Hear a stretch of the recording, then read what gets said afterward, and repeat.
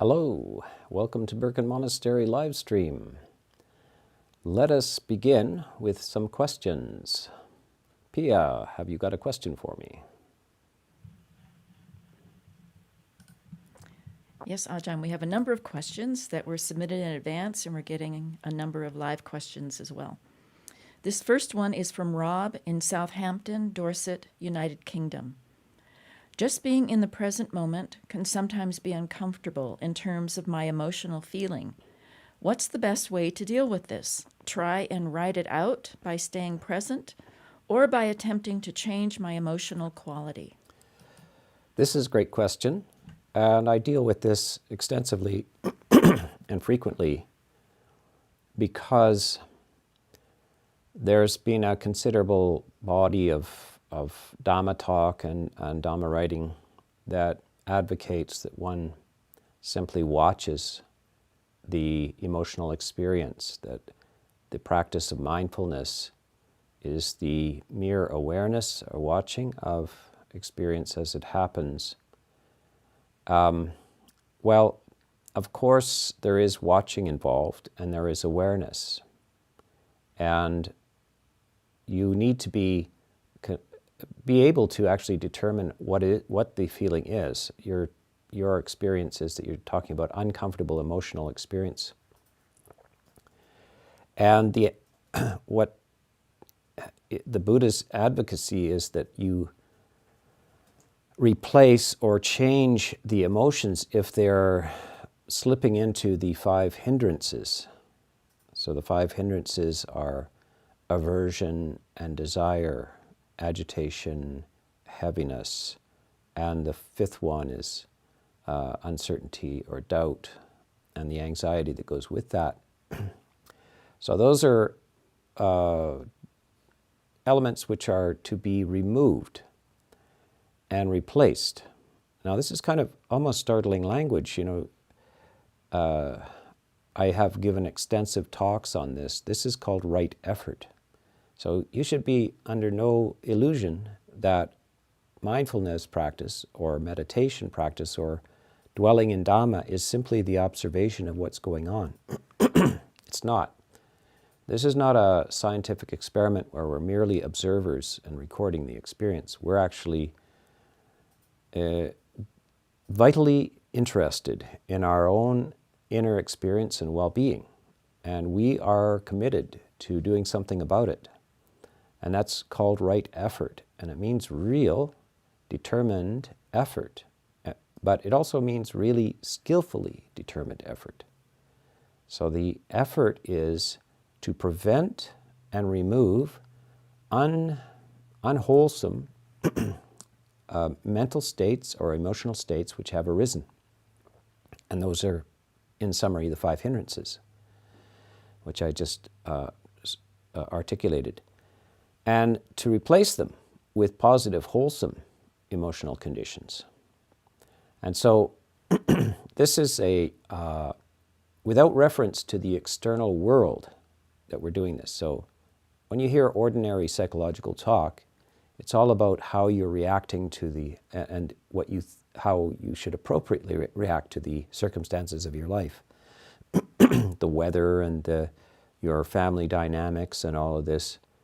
And you're supposed to feel sad sometimes, you're supposed to feel angry sometimes, you're supposed to feel tired sometimes, and it's all okay and it's normal. But that's not the language of the Buddha. Buddha is looking to push into supernormal conditions, which are not reactive, are not merely reactive to your circumstances. You have appropriate responses to things. You get in out of the rain, you take your umbrella, you have to deal with your family dynamics in a lucid way, in an intelligent way, but you're not just in a reactive mode here, and you're not in just an observer's mode. You're in a very proactive mode, looking closely into yourself and determining if you are falling into the negative areas. And then you should have a handful of techniques which help you escape that to either prevent or remove those conditions and to induce new conditions which are positive. Now, a full examination of this and a full description of this can be found on my YouTube channel, especially in the numerous talks on right effort.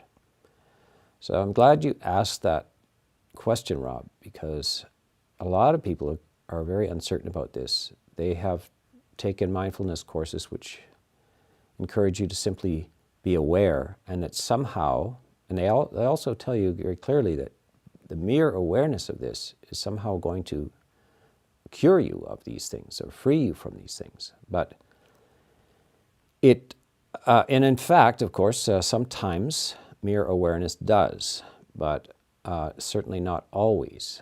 And so it's not a single silver bullet technique that simply by being aware that everything is going to get fixed. It's not that way. It requires special and determined efforts to transform and alter your emotional conditions.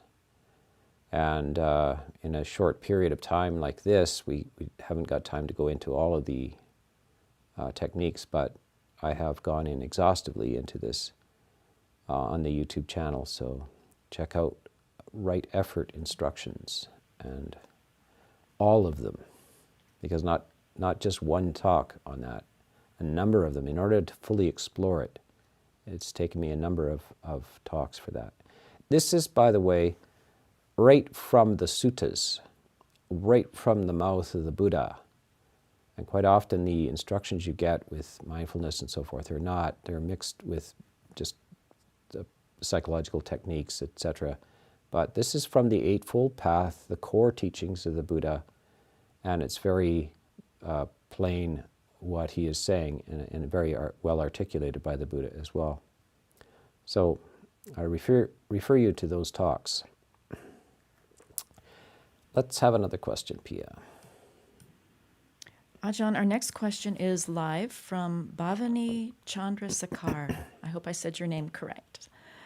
What is meant by contemplation? What are all the processes involved in contemplation? How do I know that I am contemplating correctly?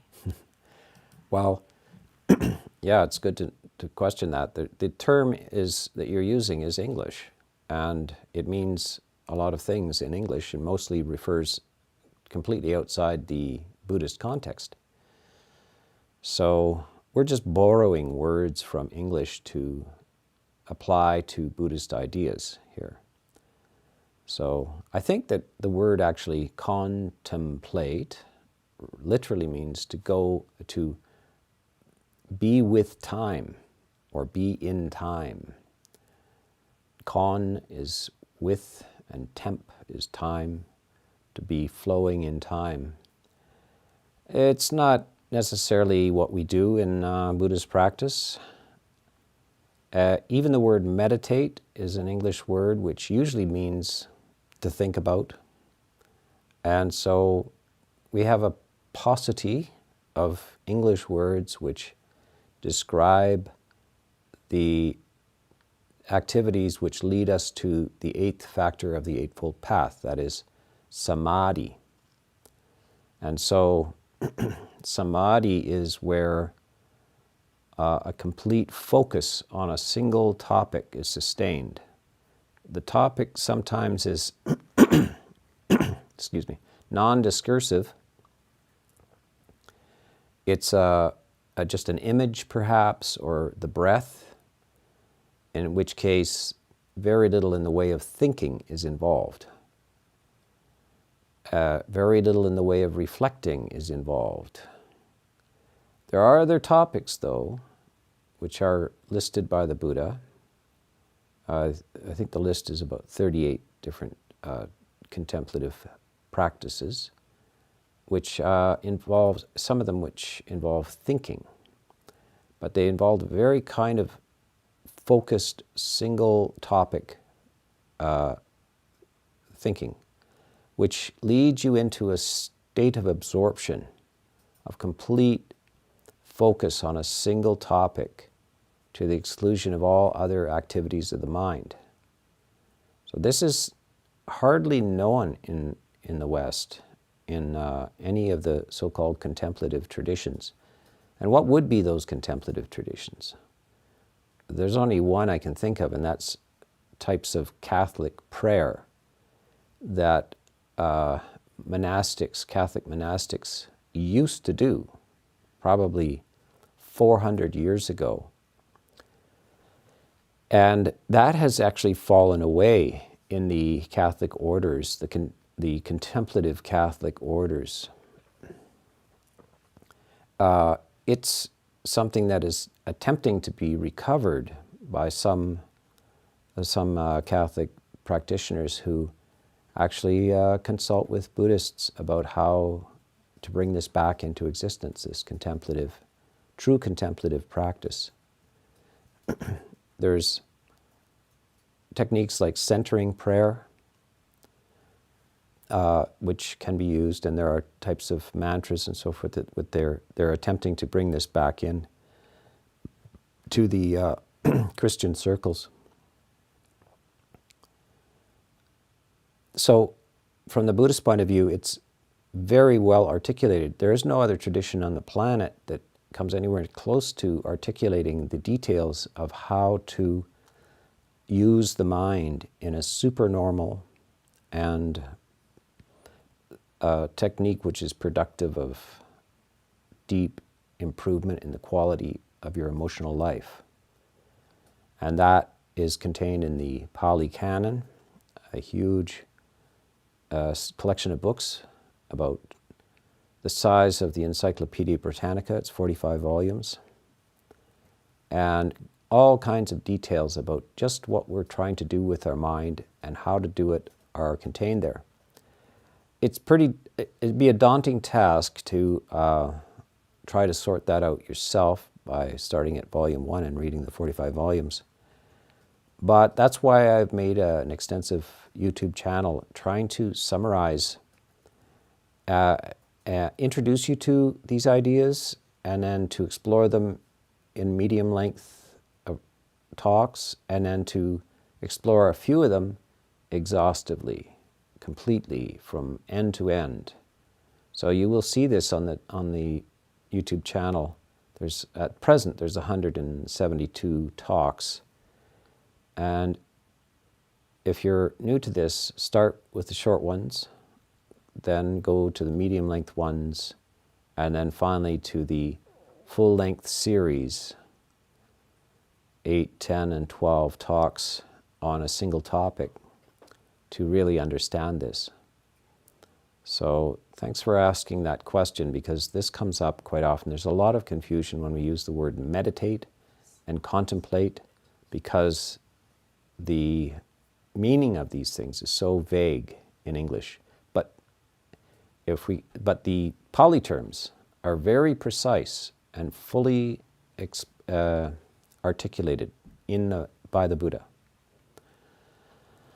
So let us go on, Pia. Next question. Our next question is from Anonymous in Kelowna, British Columbia, Canada.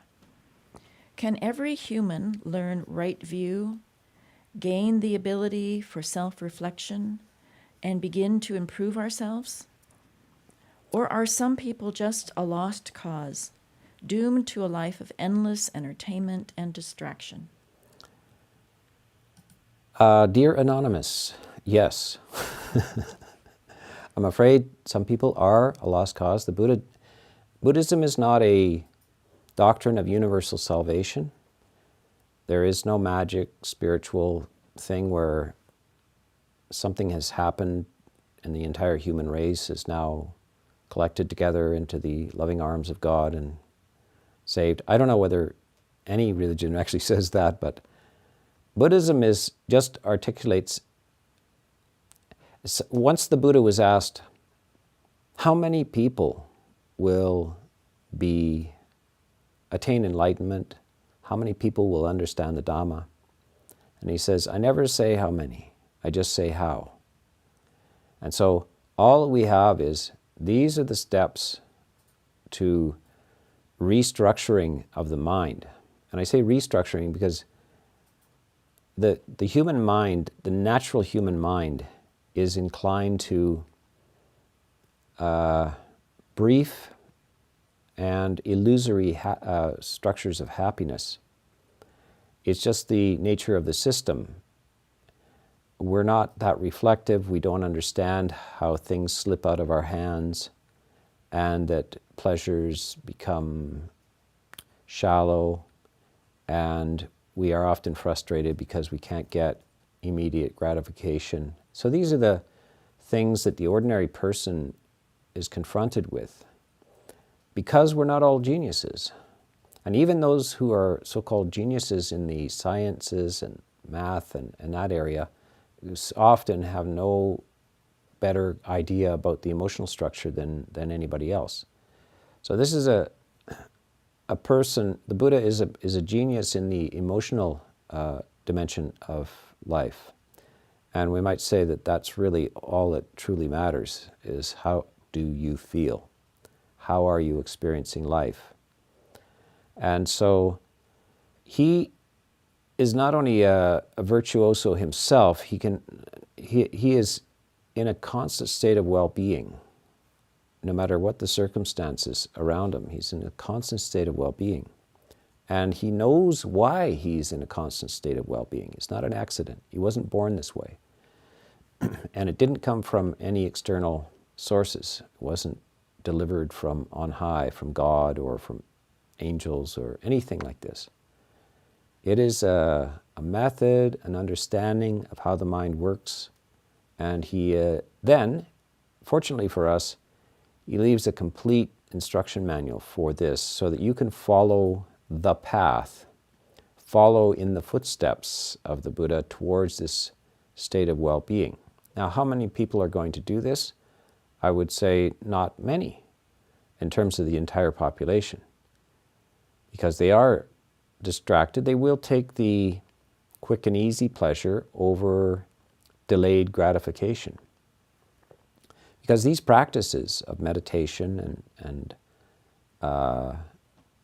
discipline of morality and the learning of these things takes a lot of time and often are not immediately rewarding. Sometimes they require a lot of patience and persistence. And so I know from just in the general population that most people won't do that. They would rather have a bag of popcorn. So that's why it's the case that not all people will do this. Buddhism, though, has a vision of many lifetimes. So you've been here before, and you're here now, and you'll be here again. And so there'll be future opportunities. One may not make it in this life, but there'll be future opportunities. But there's nothing inevitable about it. There's no doctrine that says everybody eventually will get it. It's just the plain facts are that those who encounter it, pay attention, and sincerely and determinedly practice it will get benefit. And if you don't, there is no other way to get benefit. So this is the stark facts of the case. And sometimes people need to be reminded, if you don't do the work, if you don't really put yourself into this, you won't get anything, no rewards. But if you do the work, sometimes it's sweaty work, sometimes it's frustrating work, that is the only way you will ever get an improvement in the quality of your inner life. So, Anonymous, thank you for the question. Pia, next question. Ajahn, our next question is live from Ben Furman. In your book, you relate the Sutta of mountains surrounding a kingdom to the 5 remembrances.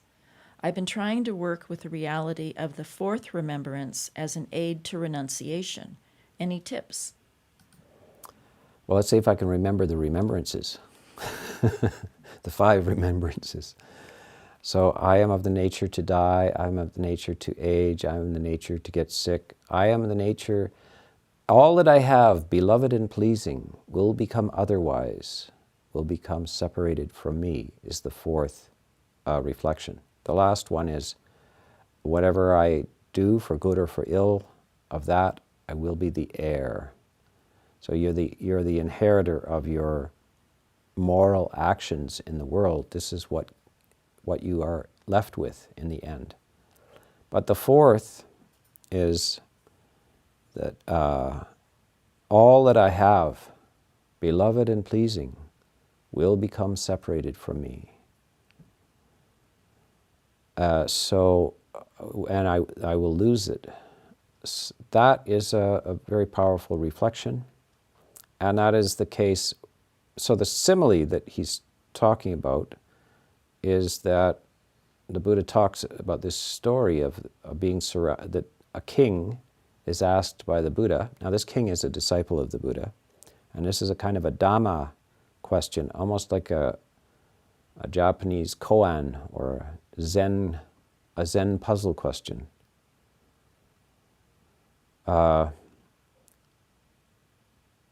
If a mountain range as high as the Himalayas is moving towards the kingdom from the north, a messenger comes and tells you this, O great king. And then another messenger from the south tells you a giant wall of mountains as high as the Himalayas are also moving towards your kingdom. Then another from the west and another from the east. You are surrounded by a wall of mountains moving towards your kingdom, and every living being in its path is crushed. What will you do, O great king? This is quite the situation. This certainly could make a good movie, couldn't it? And most of these adventure drama movies are about this, that one is surrounded. And this, of course, is the case at times when there are wars and so forth. But the Buddha is testing the king to see his answer. And the king answers as a Buddhist disciple. And he says, here's what I would do, O Lord.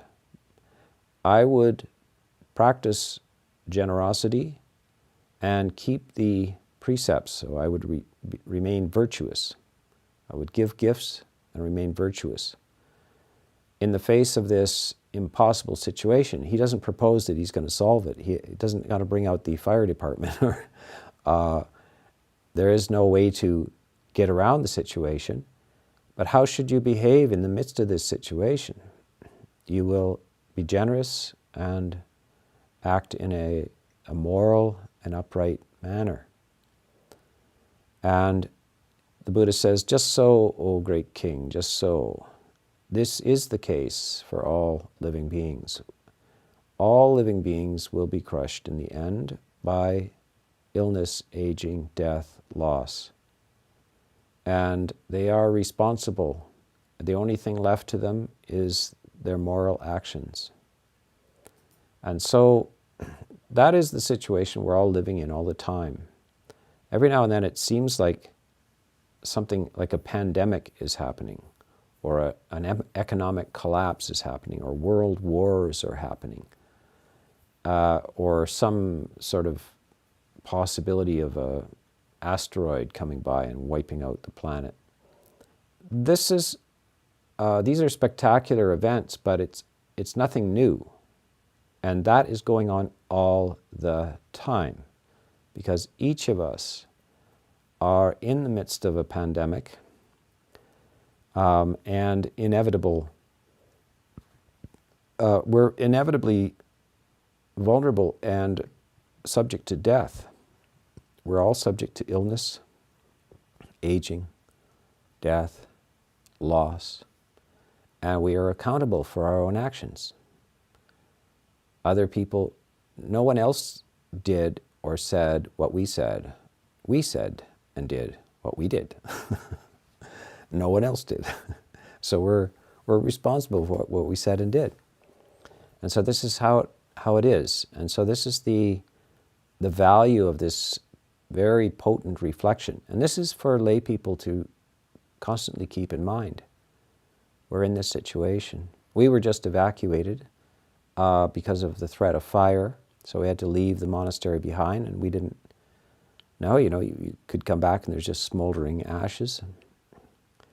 But the people in the monastery, there was 9 of us, 10 of us, and we were not surprised that such an event could happen. We're not surprised, we're not dismayed.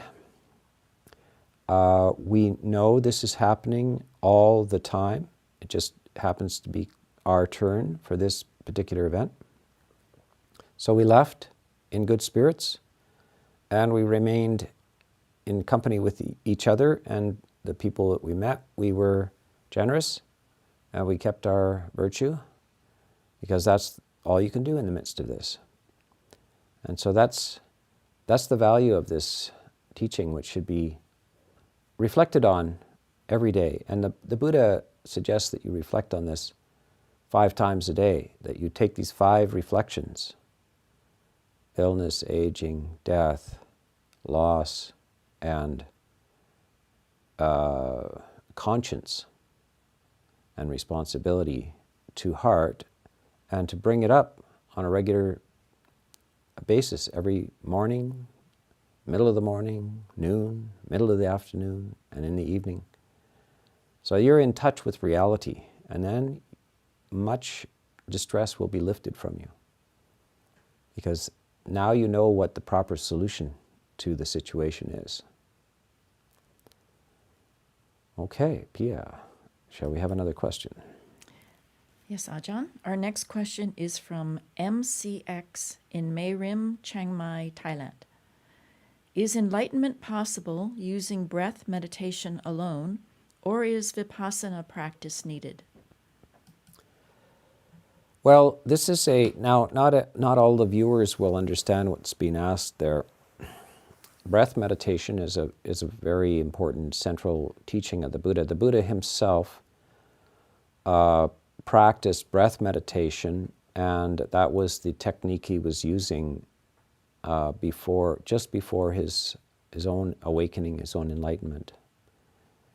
And then the other word that is in there is Vipassana, which is a word which means to see clearly. It is often used as a kind of verb of kind of a meditation technique, a Vipassana technique, but really it just means to see clearly. So the breath meditation and Vipassana are really not two different meditation techniques. And within the instructions of breath meditation, by the way, there is a Pali term for this in case you're looking for it in the discourses of the Buddha. It's called Anapanasati Samadhi. So Anapana means breathing in and out. Sati means mindfulness. Samadhi or samatha means serenity or deep concentration. So you're able to use the breath, the breathing in and out, to cultivate mindfulness and deep serenity. And in the instructions, it suggests that if you do this in a deep and systematic way over a period of time, that you can attain enlightenment through this process. But it doesn't mean that you only are mindful of your breathing. The mindfulness is to lead to a deeper state of concentration. So mindfulness is the 7th factor of the Eightfold Path. Samadhi, samatha, concentration is the 8th factor of the Eightfold Path. The 7th factor leads to the 8th factor. And the 8th factor, so these are the words of the Buddha, one who has attained samadhi, deep focus and clarity of the mind, there is no need to wish. May wisdom arise. Wisdom naturally rises and swells out of samadhi, deep, clear concentration. But of course, wisdom only arises if you're aware, not simply by concentration, because scientists concentrate on microbiology and astrophysicists concentrate on the stars, and athletes concentrate on high jumping, and bandits concentrate on breaking into banks and so forth. So it's not mere concentration. It's a special type of concentration called samma samadhi. It's the concentration which is embedded in the Eightfold Path and in the overall vision of the Buddha, which is called the Four Noble Truths. So the concentration which is established in the Four Noble Truths, and that the path, the Eightfold Path, is developed, this will inevitably lead to this clear seeing, this Vipassana. And what is it that this clarity and vision is? It is of the basic teachings of the Four Noble Truths. That is, the impermanent, insubstantial, and unsatisfactory nature of reality. So this is what it is. It's more or less a soup with a number of ingredients that cannot really truly be separated. They all flavor the soup. And when the ingredients are put in and balanced and prepared rightly, then you get this very delicious soup.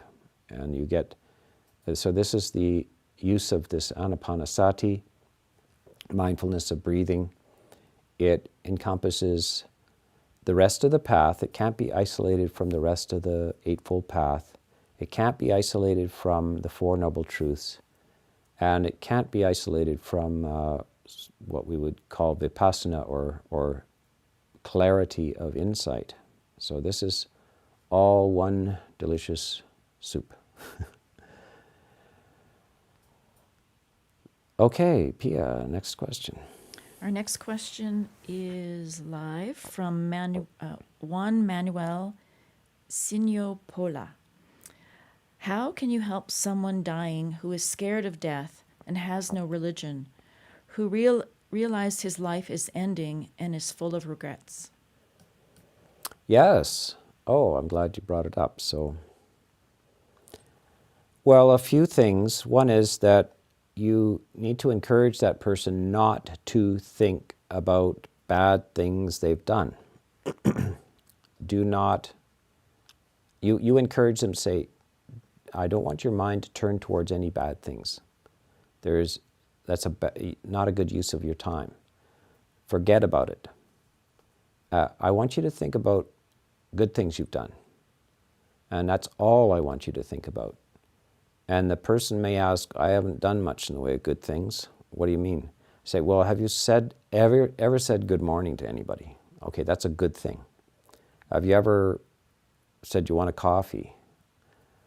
So any tiny little acts of goodness, of just ordinary, decent human behavior. Have you ever petted a dog?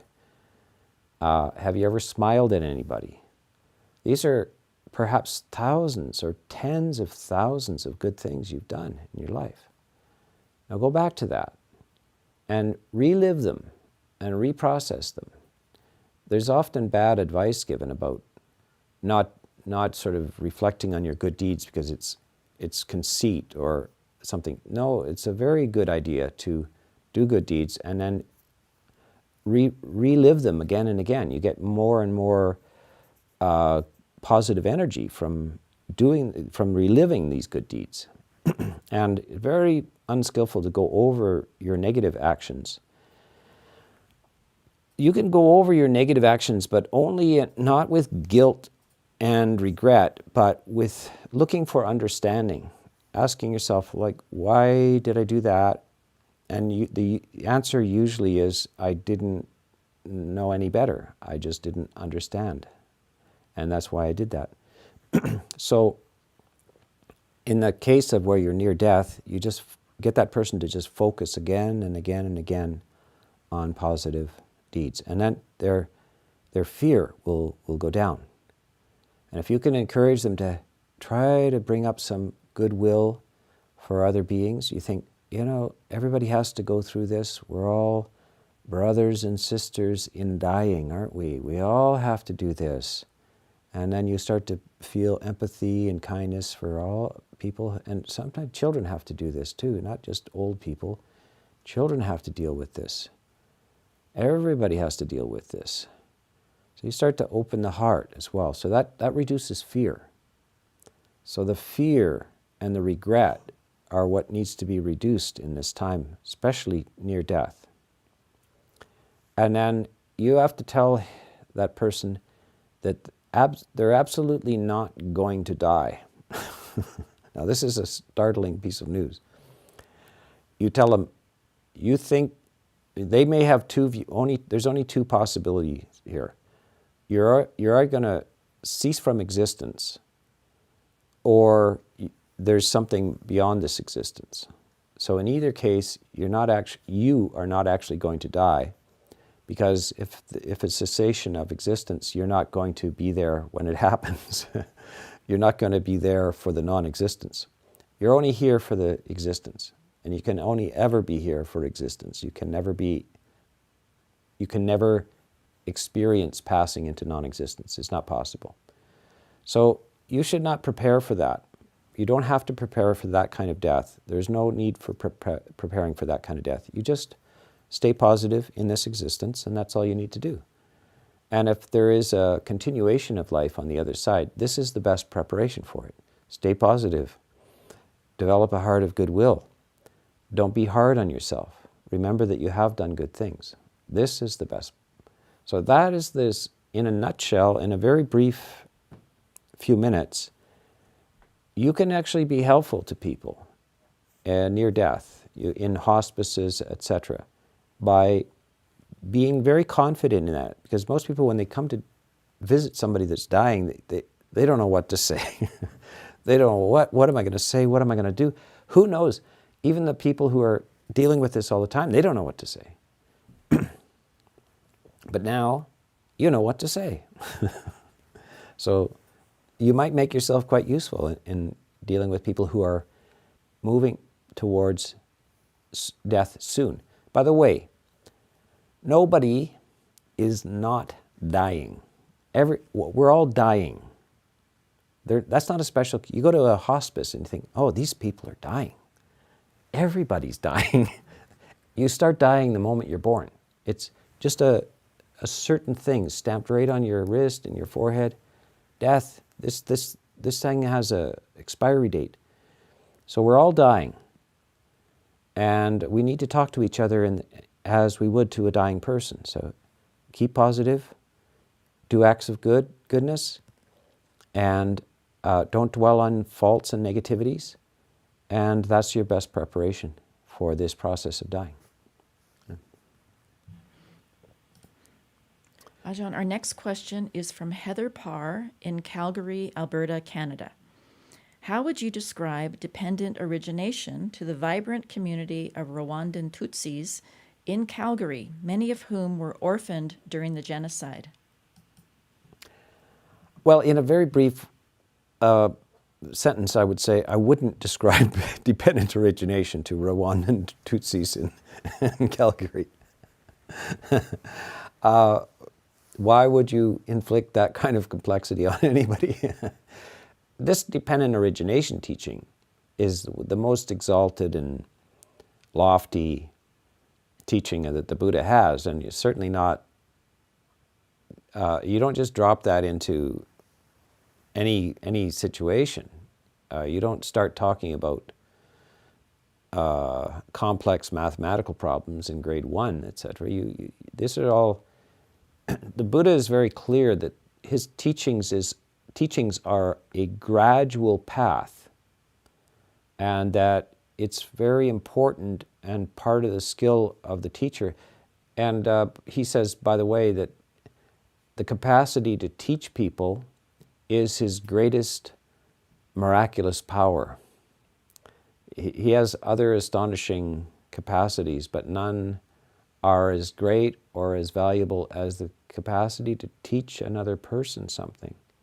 something valuable. And so when we take elaborate doctrines like dependent origination and introduce them to a community in exile from a murderous past. The Rwanda was basically a genocide that happened, and I'm sure that all the immigrants have been traumatized nicely by this. So that the type of teaching that you want to bring into that community are very, very careful and very skillful teachings.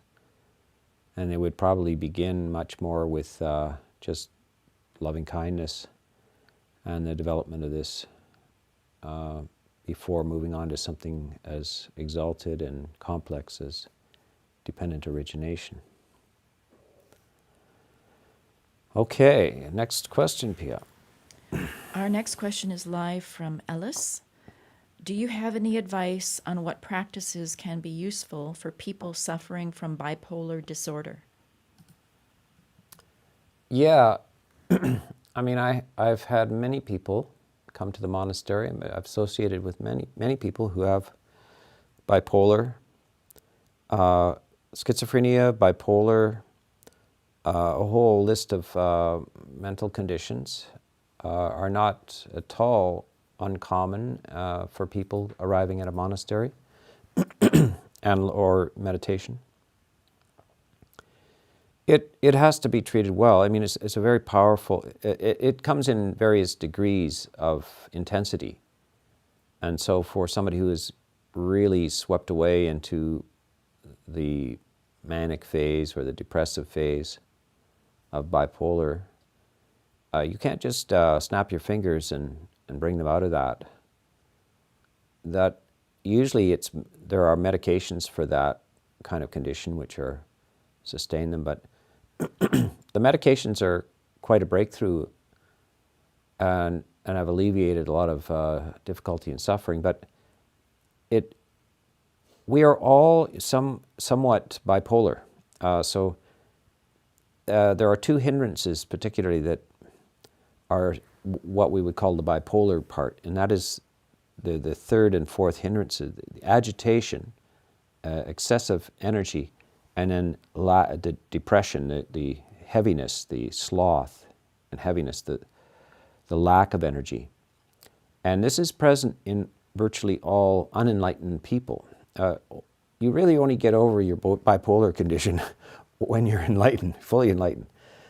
And that is the case where your energies are always smooth, sustained, and not excessive, and they are never depleted either.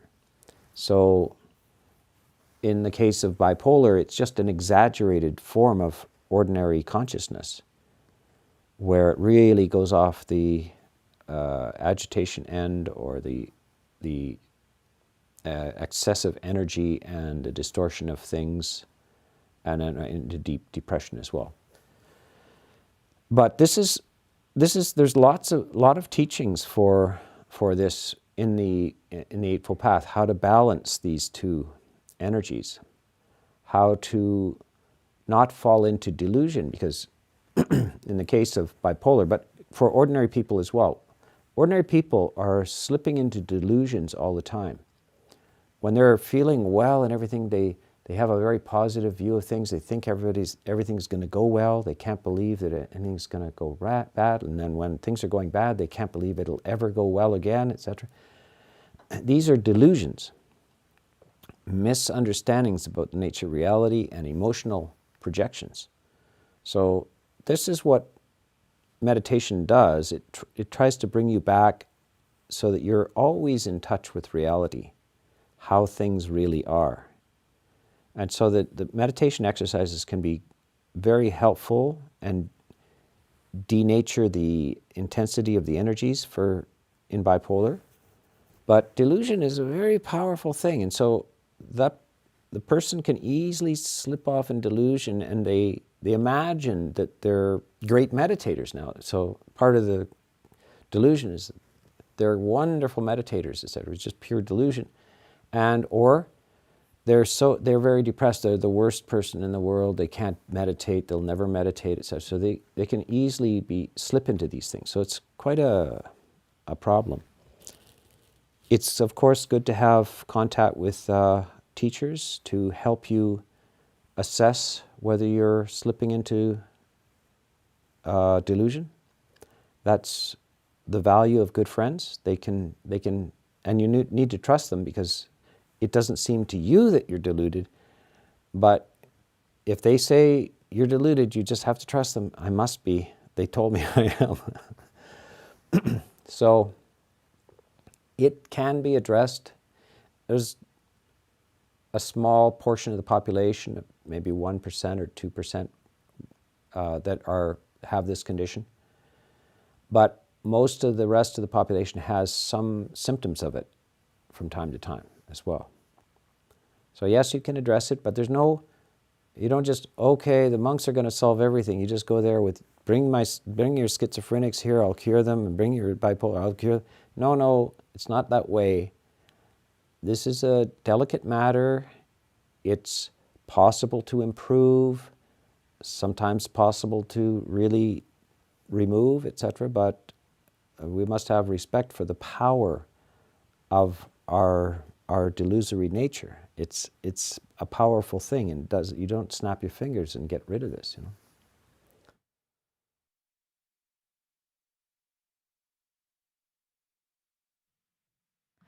Our next question is from Vladimir Stojkovic from Belgrade, Serbia. What is some advice or a book or text for beginners in Dhamma for someone who has been raised in traditional Christianity? Yes, well, I would maybe not recommend a book. I would recommend that you watch and listen to my YouTube channel, and that you start with the short talks, which are meant for this purpose. They're summary talks to introduce people to the ideas of Buddhism. Once you have listened to those a few times, and there are a few dozen of those, as a nice overall introduction to Buddhism and meditation, then you move on to the more expanded talks, which are 35 to 50 minutes long, and that will deepen your understanding and practice. And then finally go to the nicely organized full 10-day retreats, and sometimes even longer than 10-day, where we explore certain meditative topics inside and out exhaustively. We completely learn all there is to know about these things. And so that's why we made it, and that's why we made it in that fashion. 172 videos made over a number of years just for this purpose. If you definitely want to read a book, an introductory book, you can read Bhikkhu Bodhi's Noble Eightfold Path.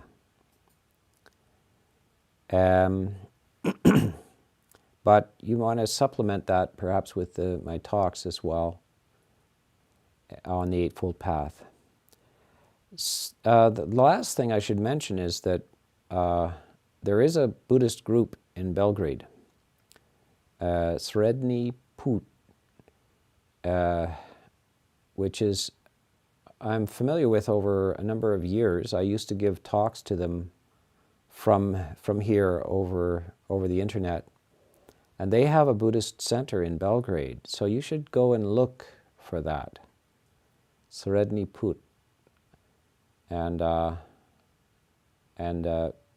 you will be able to find out and then get some friendship and association with other people who are studying Buddhism as well.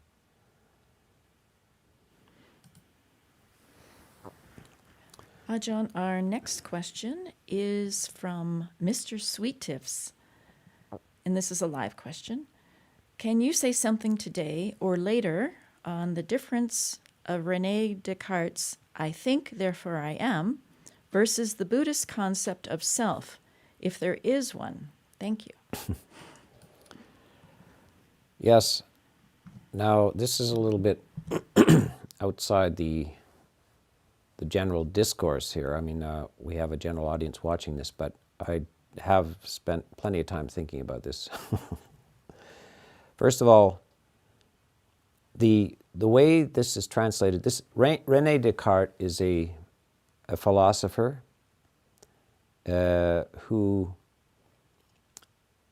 is sort of the father of a type of philosophy in the West, and that is investigative, skeptical philosophy. That perhaps what distinguishes philosophy in the West from religion is the opportunity to question and to not look for answers, prearranged answers in religion, but to actually question deeply yourself. And so his idea was that he would doubt everything and see if there was anything he could not doubt. And so he began with the doubt of about the ordinary world. You know, is it really there or not? And he said, well, it's very hard to know that for sure. We know it. It could be illusory, it could be dreamlike, and so forth. But what I cannot doubt is that that somebody is thinking. I think, therefore I exist. So that's the way it's normally put in English. I think, therefore I am. But he didn't say that. He said it in Latin. And he said in Latin, there is no I think, therefore I am. What it says in Latin is thought, existence, therefore existence. So Latin is kind of like Pali. It doesn't require these pronouns. I think. It just says what is sum? What? Cognito. Cognito, like cognition. Cognito, ergo sum. Ergo is therefore, sum is. And so what it says is really thought, therefore is. But there's no, you don't need to provide an I think, therefore I am. So this is where it's a little bit, you can see that it's in the context of a society that can't doubt the sense of self. Now the Buddha takes it farther. All he says is, there is thinking, therefore thoughts. It doesn't indicate that there is somebody thinking. So this is very important, a nice little exercise for you to practice. Try to contemplate the idea that there are thoughts, but not a thinker of the thoughts. There is no body behind the thoughts, there are only thoughts. And this is similar to the phrase, it is raining. What we want to know, who is the mysterious it that rains? There's no need for an it that rains. There's just rain. And nobody is raining. No it is raining. There's nobody inside the cloud. Nobody behind the rain. There's just rain. And from a Buddhist point of view, there are just thoughts. There's nobody behind the thoughts. They're just thoughts. Thinking is a process. Breathing is a process. You don't have to have I breathe. There is breathing. There is walking. The heart is beating. I'm not beating my heart. There is a beating heart, that's all. So the Buddha is questioning something very, very radical. He's saying that this assumption of a me, a real self which persists in time unchanged, is unnecessary. And there is no evidence that such a thing exists. There is plentiful evidence that there is a body, there is a mind, there are feelings, there are decisions, but there is no evidence that there's somebody behind all of these things, doing those things. So that's a doubt beyond what Descartes presumed to doubt.